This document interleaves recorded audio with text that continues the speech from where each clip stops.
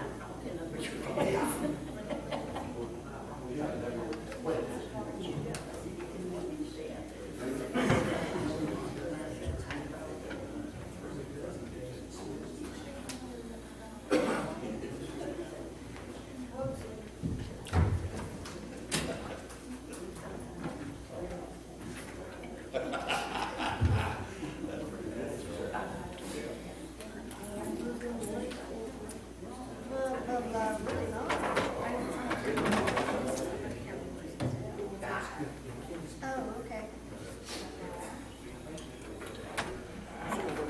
Yeah, all my friends.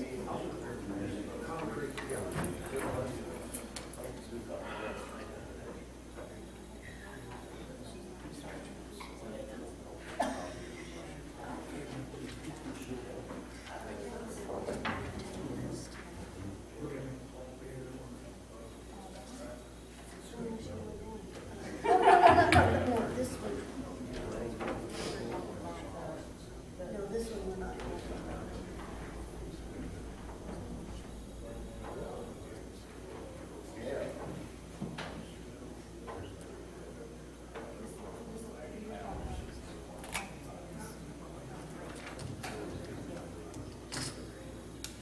Oh, creative legislation. Because we really know about.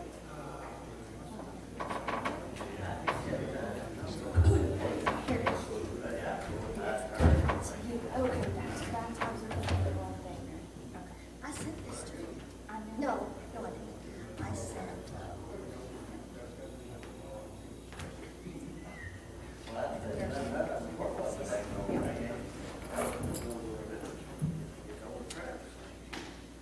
no, we are still.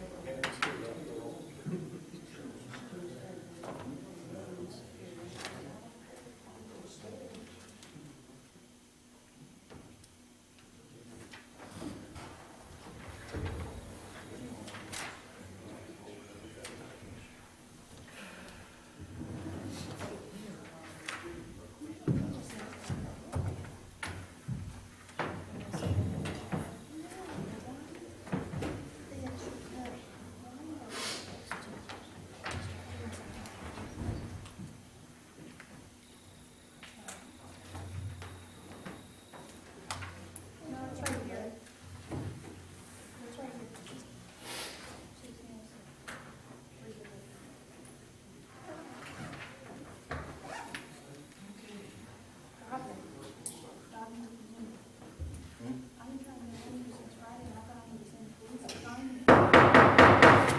Okay, we'll start the meeting now, and right now, we'll stand up. Jerry Carmichael couldn't make it to the meeting tonight, so Shauna will say a prayer, and then I'll lead us to the pledge of allegiance. Our gracious Heavenly Father, we thank Thee for this opportunity and every opportunity that we have to come before Your throne and give You the glory and the praise and the honor. Thank You for this meeting tonight. May the judgments and decisions made be of Your will. Let us always seek wisdom and lean not into our own understanding. Thank You for everyone's attendance and their safe travels. In Your Son's precious name we pray. Amen. Amen. I pledge allegiance to the flag of the United States of America and to the republic for which stands one nation, under God, indivisible,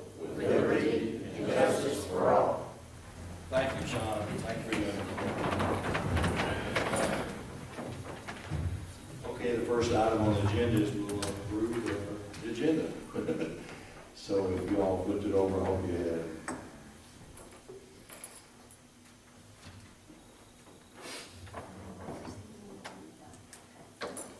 I make a motion that we approve the amended agenda for May 16th, 2016. Second? Okay, call the roll, Scott. Mr. Newman, Yes. Ms. Colburn, Yes. Ms. Riley, Yes. Judge Wood. Yes.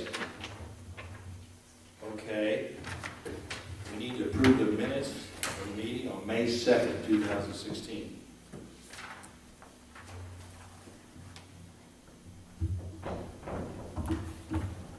Having read the meeting minutes of May 2nd, 2016, I make a motion that we approve the minutes as presented. And I have a clarity question. With me not being here, I cannot vote on the minutes, correct? I've not been in that situation before, so I just wanted to confirm. I'll second that. That solves that problem. I think you can. Well, but I just didn't know if I could even vote since I wasn't here to confirm if the minutes are accurate, so I was thinking not. Present but not voting. That's how I will roll. Sounds Mr. good. Scott, but I think you can, but let's go with this. Okay, call the roll, please, sir. Mr. Newman, Yes. Ms. Colburn, Yes. Ms. Riley, Present but not voting. Judge Wood. Yes, I vote yes, thank you. So we got 3 and 1 undecided almost. Okay, the special meeting held May 13th, 2016. Now, you were at that one, Jacqueline. Yes, sir, and I make a motion to approve the minutes of that special meeting held May 13th at 12:15 as presented this evening. Okay, I second. okay. Call the roll, please, Scott. Mr. Newman, Yes. Ms. Colburn, Yes. Ms. Riley, Yes. Judge Wood. Yes. Hey, right now, I want to make a special proclamation. We got some gentlemen out there in the crowd from Kentucky Motorcycle Association, and I would ask that they come forward, please.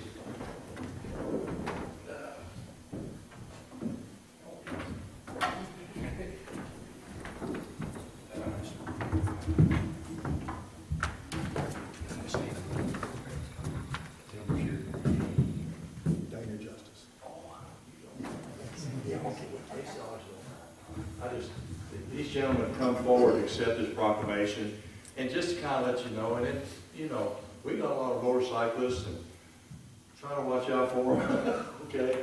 And don't mow your grass in the road, right? There you go. That's a bad thing. It's like ice. Whereas motorcycle riding has become an increasingly popular form of recreation, and tens of thousands of cyclists pass through Grant County every year on the interstate highways and traveling scenic roads across our county. And whereas motorcycle safety and vehicle passenger awareness and attentiveness are important elements in maintaining safe passage on our roadways for cyclists, motorists, and pedestrians alike. And whereas the impending grant opening of the ARC will bring more tourists to Grant County than many of our roadways were originally designed to carry, enhancing our need for alertness and carefulness in our travels. And whereas each of us shares a personal responsibility to work together to ensure the safety of those who travel through and visit our community, as well as those who call Grant County home. I now, therefore, Stephen Wood, Judge Executive Grant County, do proclaim the month of May 16, Motorcycle Safety and Awareness Month in Grant County, and encourage all motorists, passengers, and pedestrians to join me in the public recognition and increasing our attentiveness to motorcycles traveling on highways. Thank you for coming. Thank you, sir. And Appreciate it. I'll present this to you, but you all 3, and thank you. And you be careful. We'll try to do better on our part. You okay? Okay. I mean, we got some motorcycles. I'm on one of them. Okay. Thank you very much, guys. Thank you very much. Thank y'all.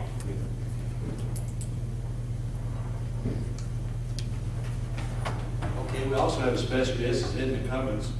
She's going to talk on behalf of the Conservation District. And Ed, if you don't mind, would you come up to the podium? Is there a speaker? Somebody's moving our microphone, Ed. Kenny, can you talk loud enough for everybody to hear you? I think I've got a pretty big mouth. I think Well, I'm not going to make a comment on that. I know you're a good cook. I know you're a good cook. I'll say that about you. He's going to use this, Scott. All right. Thank you. Okay. Ed, you don't mind. Okay. Okay, I've been asked to deliver our district report from the Conservation Board. Basically, this is all the work that the Conservation Board has done this year, and I'm not going to bore you and read all this. I've got copies for everybody up here where they can take it home and read in detail what we've done. Basically, the Conservation Board aids the farmers in trying to educate them and the public more into trying to conserve, especially the air, the water, and the land here in Grant County. We have several cost-sharing programs for the farmers and things, and then we get into trying to educate our kids. Our biggest thing, let me make sure I get the right thing, we have an arts and writing contest every year. This was our biggest year, and we had 2,595 entries, student entries. We had 2,189 posters and 406 written essays. And this has been the best year that we've had, and almost every class had 100% participation. We pass out trees to the school every Arbor Day.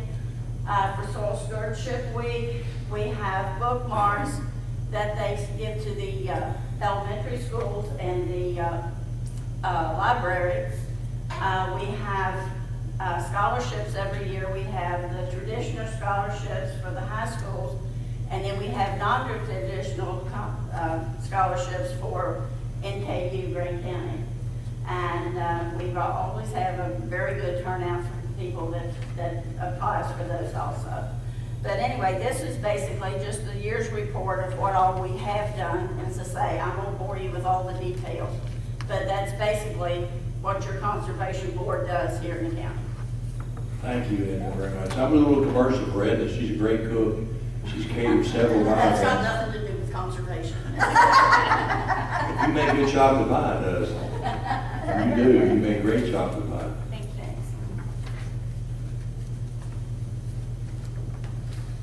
Thank you.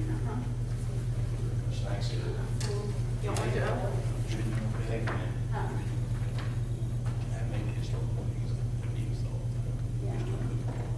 Yeah. Oh, well, Chris is. I'm helping her now. Oh, I didn't know that. Okay. I just cook, I don't know, sir. Okay. Thanks, Ed. Okay, thanks. Thank you very much, Edna. Okay, back to fiscal matters. We need the approval of the transfers among line items to provide for payment of the claims as presented.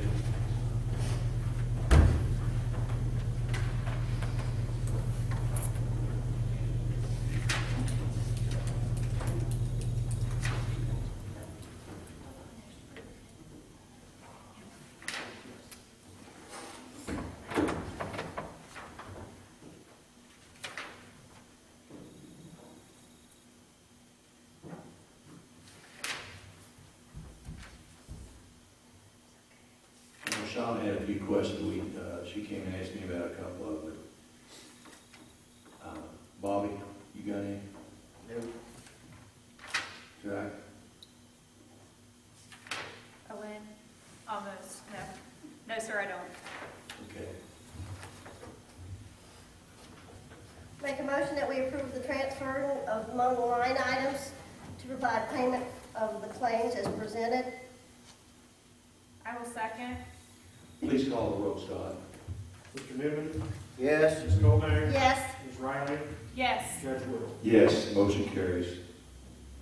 Next is approval of claims against the general, jail, and road funds pursuant to standing orders dated May 5th, 2016. Make a motion we approve the claims against the general, jail, and road funds as presented. Second. Call the roll, Scott. Mr. Newman, Yes. Ms. Goldberg, Yes, I approve all claims except those by Allen Electric, and I vote present but not voting on those claims. Ms. Riley, Yes. Judge Will. Yes, motion carries. Approval of the claims against the general, jail, and road funds dated May 16th, 2016.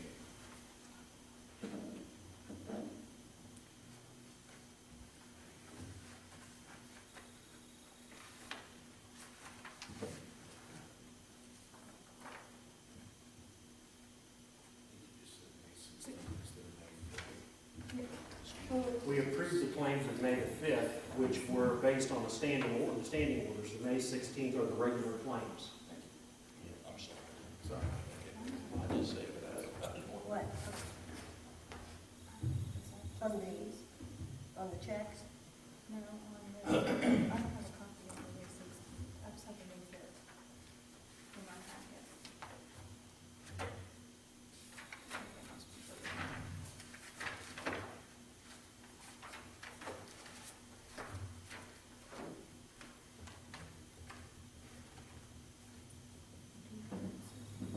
I've got 16 here. There's 16. Oh, okay. There's the bad. That's true. Yeah, order.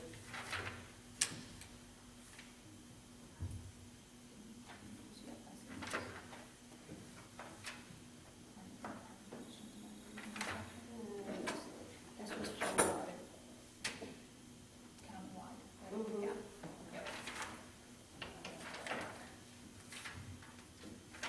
Any questions?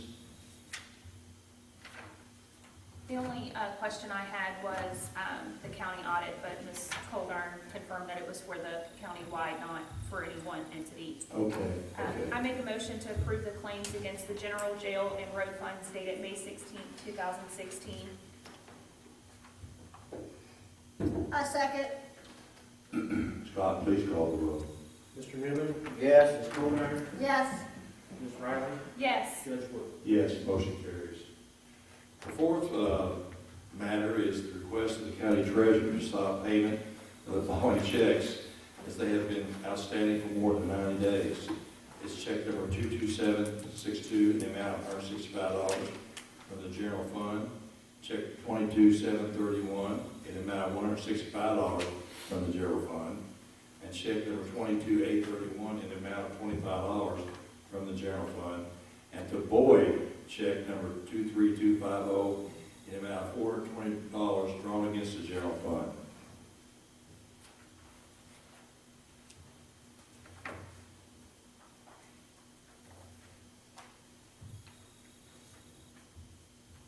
I make a motion to approve the permission to stop payment of check 22762, 22731, and 22831, and also to void check 23250. I second. Okay, Scott, please call the roll. Mr. Newman, Yes. Ms. Colburn, Yes. Ms. Riley, Yes. Judge Wood. Yes, thank you. This is just an acknowledgement we have to vote on this, but the county treasurer put the monthly cash position report in your folders, so please look at that. New business, approval of the recommendation the judge executive approve 3 change orders that were necessary in the renovation of the justice centers, not justice center, but jail, as recommended by the project manager, reviewed and recommended by the architect. Change number 1 was replacement of the acoustic ceiling in D41 and installation of 5 end lights for a total of $2,264.12. Change order number 2, the smoke evacuation system, changed to comply with Kentucky Department of Corrections life safety standards in the amount of $19,964. Change order number 3, additional lumber work on the parapet in the amount of $10,783.14. That is up around, of course, around the roof that had to be changed. So, and the good news is that came from our extra funds we had set aside in case something came up like this. All 3 of those did, Judge. Excuse me? The total, all 3 change orders came from the pool of monies that were set Yeah. aside. Okay. Pension fund, yes, I'm sorry, I didn't say that, yeah. And that was nice to have that little, yes. Judge. Do you know how much money is left in that contingent fund? None. Please, none? That very much is, Okay. yeah. I was hoping to have somebody left over to do some more stuff for the jailer. That pretty much is it. But we did get that acoustic ceiling in before then. And the evacuation system, I don't know how long it's been out. I don't know why it's never been checked. But everyone shut us down and we didn't fix that. So we got her done. Frankly, it's done for a little less than I thought it was going to be. And Judge, you might also share that the test was done. Yes. on this, and how Yes. many did fail within that? Yes, it did, estimate? Dale. Yes, it did. Several. 55. 55 had failed within that. So Yep. important that was done. Did we ever iron out who will in the future test that? Well, we have a person that comes and checks it like annually, Okay. and, Is that the Centos or? it's been them. I don't know where I'm gonna talk to Chris about, maybe someone else. Silco did the most recent one. Yeah, Silco did the most recent. I was gonna talk to Chris about maybe getting him to do that in the future. I think if they've missed it the last 8 or 10 years, I don't think we want to harm back. It hasn't been working. Yeah. So I've gone over this with the architect and the contractor, and everything is in place, and I feel so much better about the jail now, so I hope that y'all decide to vote okay on this. I make a motion to approve the recommendations on change orders 1, 2, and 3 as recommended by the project manager. I second. Call the roll, please, Scotty. Mr. Newman, Yes. Ms. Colburn, Yes. Ms. Riley, Yes. Judge Wood. Yes. Motion carries. Judge, if we could go back up to the financial matters, we have a request of the treasurer to be permitted to transfer an amount not to exceed $25,000, because we don't have another meeting between now and the end of the month. And if the checks don't come in from the state, that you'll have to transfer money over to the payroll of the detention center. They've been coming in on time. The detention center has submitted their request, but just in case she doesn't have that, she has to approve that $25,000 transfer. Okay. Okay. Did y'all get that? Yes, sir. We have to vote on that too, by the way. It's coming from the general fund too, it's not coming from the city. I make a motion that we approve the transfer of the $25,000 from the general fund to the jail fund in the event the state reimbursement does not arrive in time for our payroll.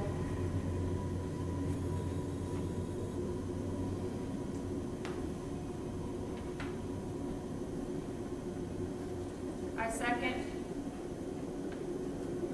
Scott, call the roll, please. Mr. Newman, Yes. Ms. Colburn, Yes. Ms. Riley, Yes. Judge Wood. Yes, motion carries. Now I'm going to have Scott read Resolution 16-06. All right, go ahead. Resolution, Wait a minute. On the 1606, is that, the bottom part of the resolution doesn't look like it matches the description at the top. Or was it meant to be like Or was it that? meant to be like that?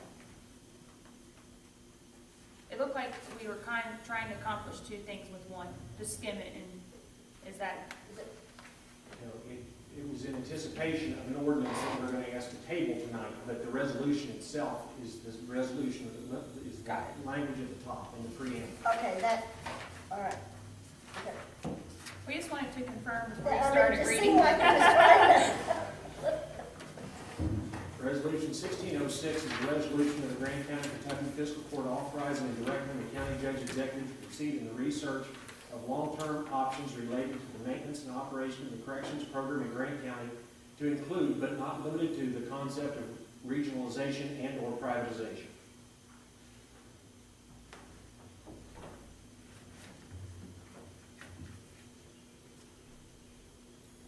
Any discussion?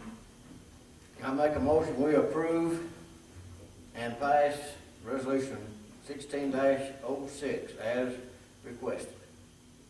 I second. Go ahead. I second. Okay, Scott, call the roll. Mr. Newman, Yes. Ms. Colburn, Yes. Ms. Riley, Yes. Judge Wood. Yes, motion carried, 4-0. You do the second reading, please, sir. Second reading of the ordinance of the Fiscal Court of County of Grant, Kentucky, establishing a speed limit of 15 miles per hour on Ibeck Lane effective immediately upon passage. And just for everybody's information, it's for actually, the road's terrible, but we're trying to hold the dust down for the Veteran Cemetery. It's creating a lot of problems over that area, especially when visitors are there and the trucks keep rolling by real fast. And since this is the second reading of the ordinance, I make a motion to approve. I second. Call the roll, Scott. Mr. Newman? Yes. Ms. Colburn? Yes. Ms. Riley? Yes. Judge Wood? Yes, motion carries. Would you please the first reading of ordinance Judge, 05? that's actually supposed to be second reading of 05-216-690. I'm going to ask the fiscal court, Modify the 291, agenda. excuse me, to table that ordinance this evening until our next regular meeting. It's calling for the creation of a county auditor to work with the detention center. We're not ready to move on that at this time. It's still a work in progress. So it has to table, a motion to table until the next regular meeting. I make a motion that we table the first reading of ordinance 05-2016690.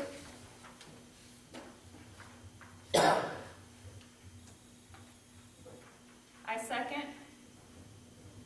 Mr. Newman? Yes. Ms. Colburn? Yes. Ms. Riley? Yes. Judge Wood? Yes, motion carries. Would you read the next reading, sir? The next one is ordinance 4-2016. An ordinance of the Grant County Fiscal Court directing the county jailer to collect medical co-payments from inmates lodged in the Grant County Detention Center and to remit funds forthwith to the Grant County Treasurer to offset the cost of medical services rendered inmates at the Grant County Detention Center.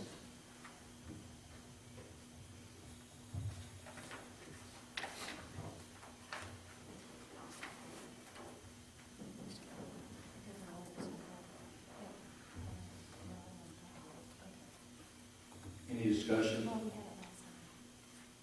This is first reading. Second reading. Oh, it's second The reading? first reading was held 3 weeks ago. We'll need to modify the typo on the agenda Yes. to reflect second. That's why I was like, we've read it and it was like Okay. last meeting. All right, I make a motion to pass ordinance 04-2016-691 being the second reading. I second. Call the roll, Scott. Mr. Newman? Yes. Ms. Colburn? Yes. Ms. Riley? Yes. Judge Wood? Yes. Well, I just have one comment. We're working on the budget. We with the jailer Wednesday night in a caucus meeting, and we're going to try to finish this up, have our first reading on May 31st, so we can get to Frankfurt. This has been a long process and pretty hard one. Our funds are pretty low this year, so we're trying to be as fair to everybody as we can. And the masters and I are all concerned about the monies and where we're trying to do the best we can. At this time, unless y'all have more comments, I will have citizens address if he wants to approach the court. Judge, one point of clarity, for the May 31st meeting, which will be on Tuesday, will that be at the regular time on 7 o'clock? Yes, Okay. yes, ma'am. Yes, it will be. Good question. And then 5 o'clock on Wednesday night of this week? for Yes, the- yes, 5 o'clock. It's 5 o'clock, caucus meeting Wednesday night. Okay, thank you. Anybody want to speak?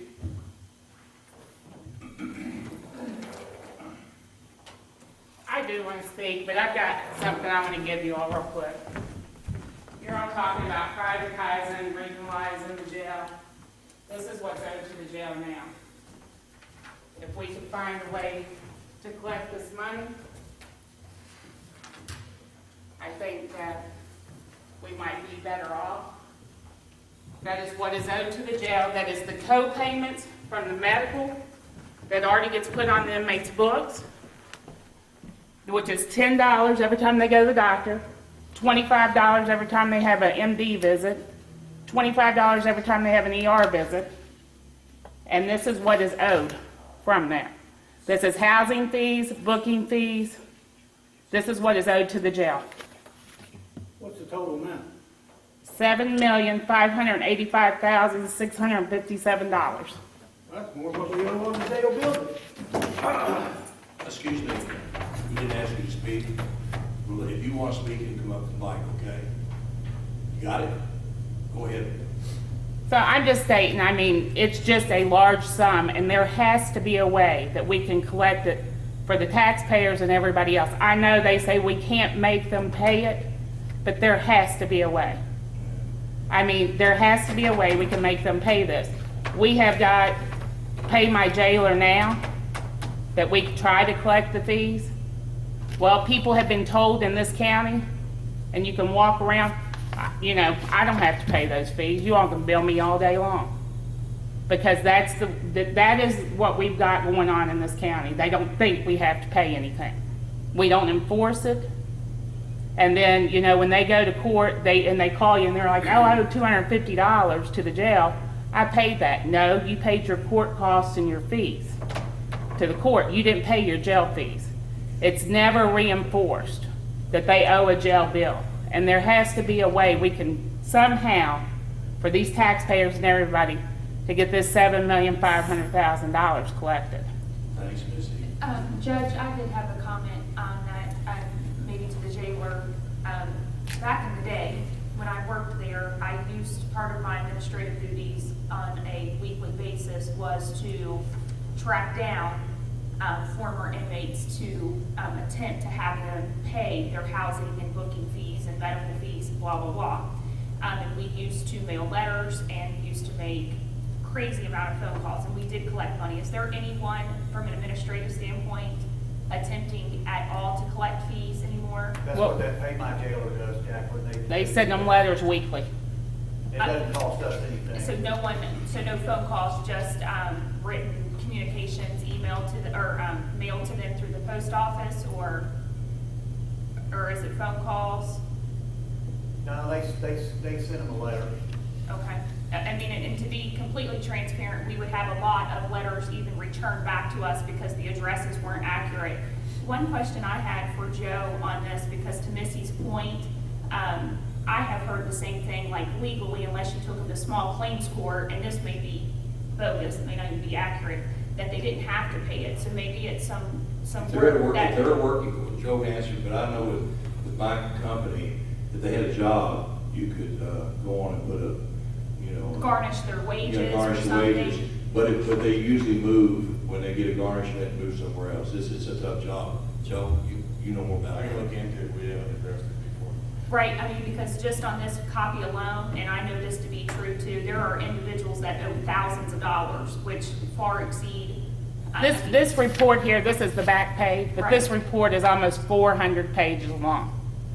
It's 400 pages long. There's some people that owe us $22,000 that we are never going to see in a lifetime. But, and you know, speaking of that, Jacqueline, we had a gentleman that came over and he was paid, and he called every day to collect money. I used to, it wasn't fun. No, and he called, but I mean, he called every day, 4 days a week, and we probably collected over that time $1,000. I mean, because they've got in their head they don't have to pay it. So I would just ask if the county attorney could look into legally if there are things that we could truly do, at least on the high dollar ticketed folks that owe things. So, Okay, John. thank you. Okay. Thanks, Joe. Misty, thank you very much. We appreciate that presentation. Yeah, I would just like to bring up something that's kind of a question about privatizing and doing the way you're going to do that. That's going to hurt a lot of local business. You're going to hurt the water department. You're going to hurt the fire department. You're going to hurt all these people that come and take inmates. It saves them labor. So now they're going to have to hire extra people, because if it privatizes, I don't think they're going to have Class D inmates that are going to go out and work. You're going to lose people that mow around here. Everything we mow about 30 different places. You're going to have to start paying for that, because they're not going to do free stuff like Chris is doing. Right, and I think a part of declaring that we need to do an analysis on behalf of the citizens is, to your point, to do pros and cons.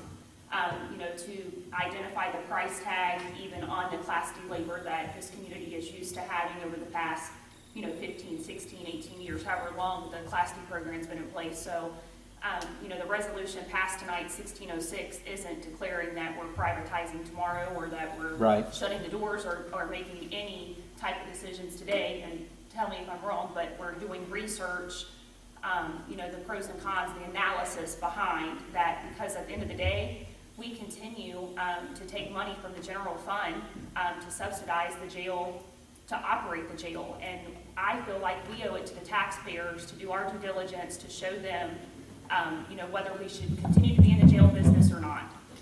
Well, then can I ask, like, you're gonna create a position that is gonna take one person that's gonna go around and clean this place, right, with 2 inmates?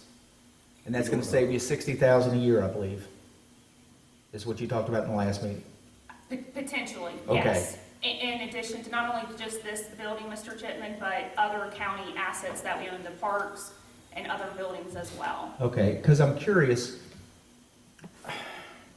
you're paying somebody who's doing the same job we're doing, but they're only doing it with 2 people, $30,000. I'm just trying to figure how you come up with that number.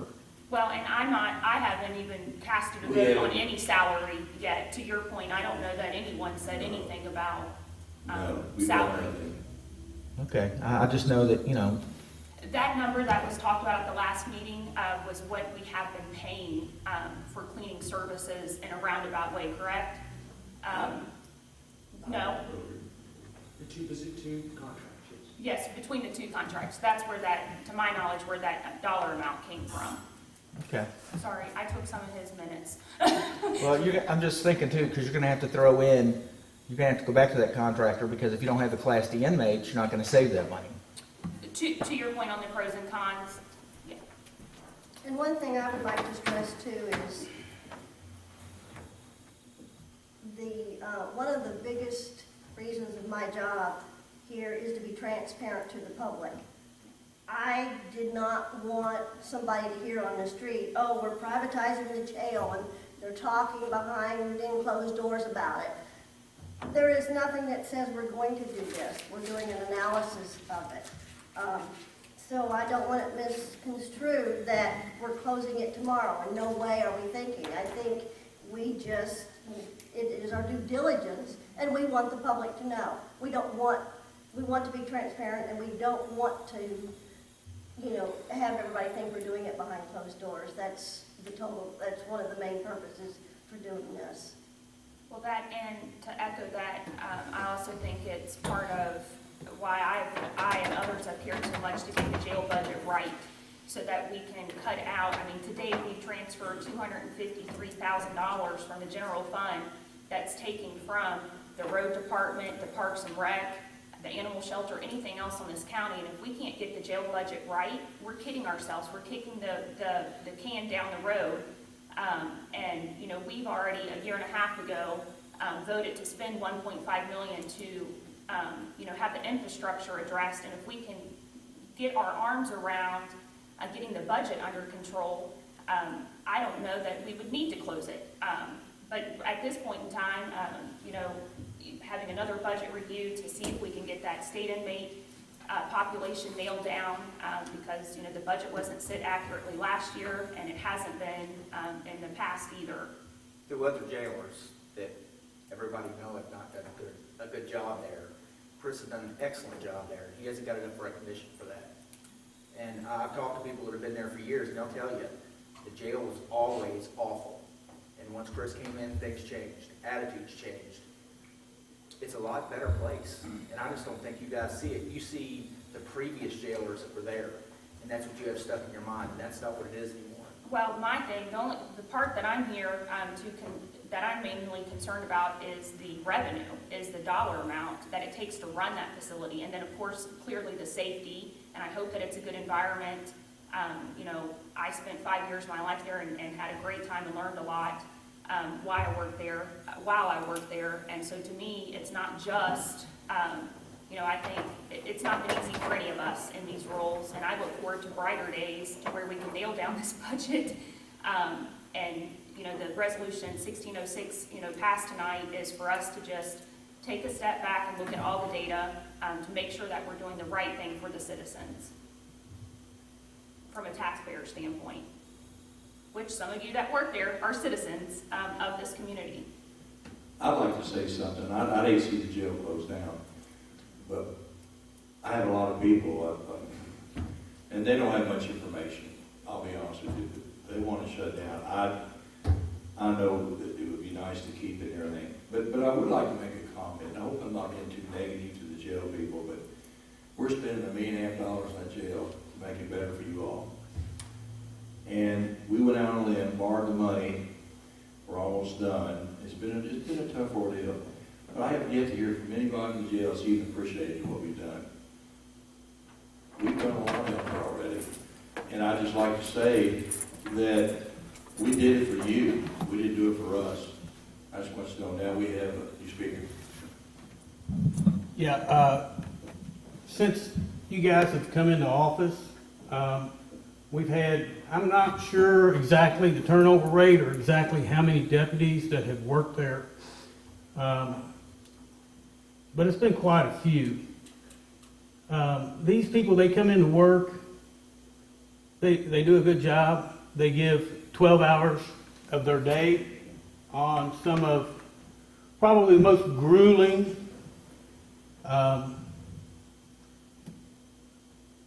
annoying, irritating type of work that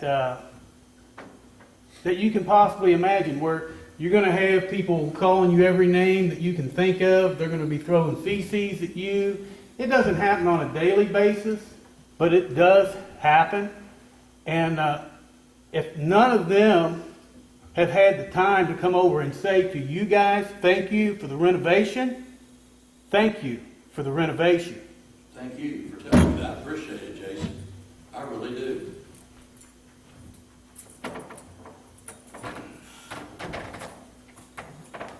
Can I just say one more thing and then I'll let it go? Missy, would you mind coming up?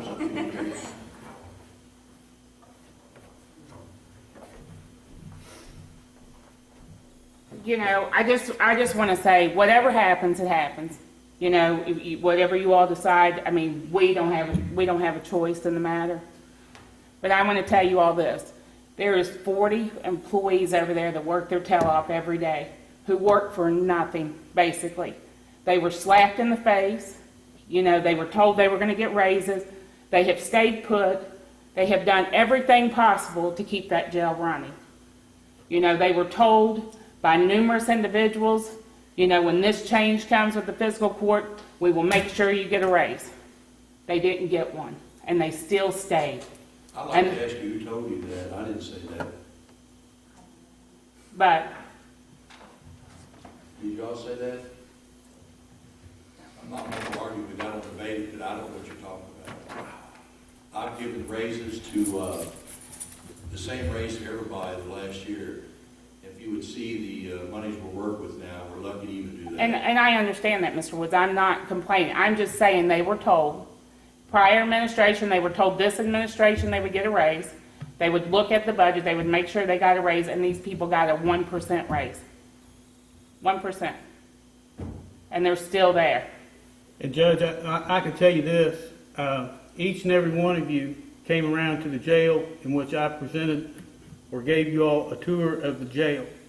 And what I can tell you that I remember, all 4 of you elected officials, except for Ms. Coldiron, said that they were going to try and do something about getting more money for the employees at the jail. I remember that very distinctly. Something could be 1%, whatever, but the thing about it is, people, we have to look at the budget and see what we've got to give. Nobody else got a more than 1% raise. I mean, I wasn't trying to start a big thing. I want to say something, I don't mean to interrupt. I've got women in my office that work their rear ends off too. You're not the only people that work hard. I got the road department out there working.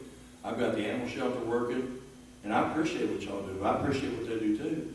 So I don't understand where you're coming from. I was just going to say they work hard, but whatever decision that you come into play with, just remember that there's individuals that could possibly lose their job. Well, I think they work hard too. I really do. And I wasn't saying, Mr. Woods, that I was just elaborating. I'm just saying when you all comply and sit down and do everything, just remember, some of these people are not going to be employed anymore. If we go privatize, we might not. We might not.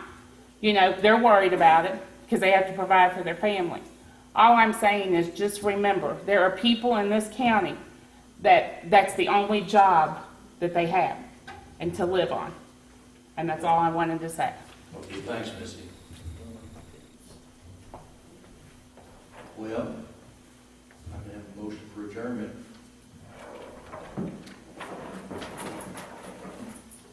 I make a motion to adjourn. Okay. We have a second? I second. Okay. What's the long session? Sure.